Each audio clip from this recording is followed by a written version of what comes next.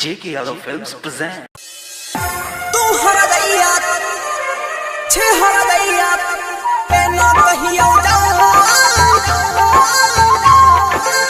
सुना था तेरी शहर से वफा मिलती है, टूटे हुए दिलों की दवा मिलती है। बस यही सोचकर आए थे तेरे शहरों में, पर यहाँ तो दिल लगाने की भी सजा मिलती है।